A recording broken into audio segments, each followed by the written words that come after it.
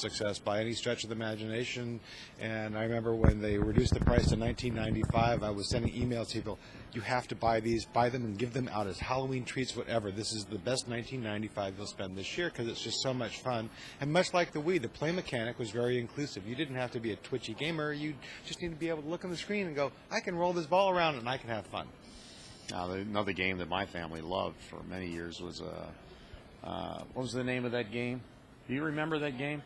Gauntlet, yeah, because of course you could plug 4 people in at the same time. That's correct. You can say, come over here, I'm dying, you got to help me. Well, I think that's one of the great trends that certainly is made prevalent over the last 48 hours at this E3 is cooperative play and engaging people simultaneously. I think that game makers have really tried to capture the moment of what's going on with YouTube, MySpace, Facebook, things that weren't around 4 years ago when many of these game systems were on the drawing board.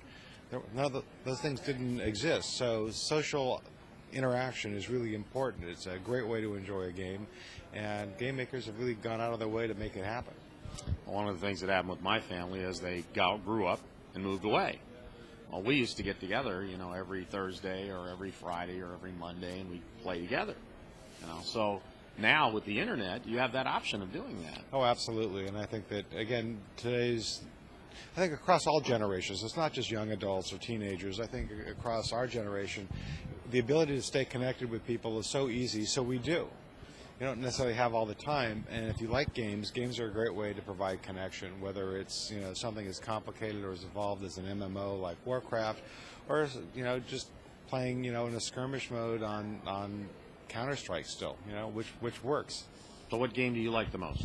Oh, I have too many games. I would be a bad Academy president. A bad Academy president if I didn't recognize that they all are great. No, there's some that are really great, and there's some that I have always advocated. I still think that from last year's group of great games, that Insomniac's Ratchet and Clank featured Tools of Destruction.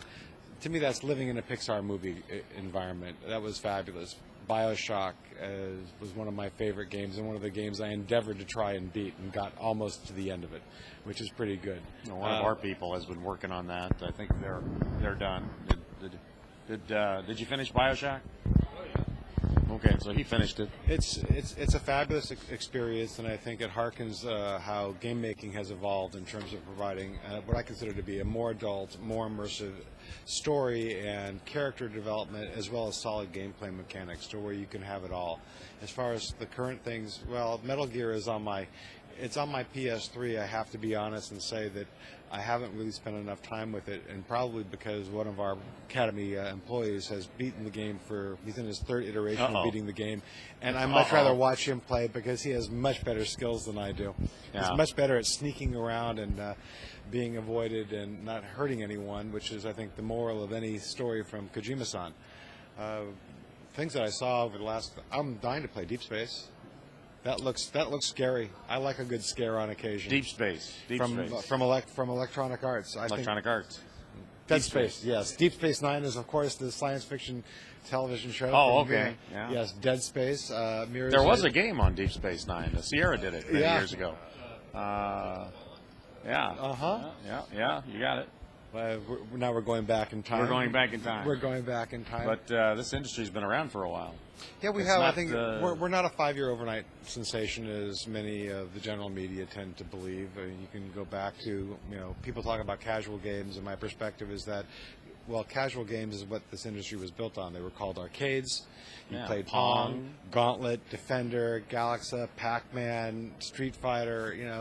You lived and died based on entertaining someone quickly for 2 bits, and that didn't play a game before. Someone talked about that today. They said that a lot of games are getting too complicated, and the Wii is now changing things and making a lot of games more simple than they were previously. Well, certainly that was Electronic Arts platform as far as the all-play line of sports, in terms of all you need to be able to do for the Wii is to sort of grip it and rip it like John Daly, and you can play golf.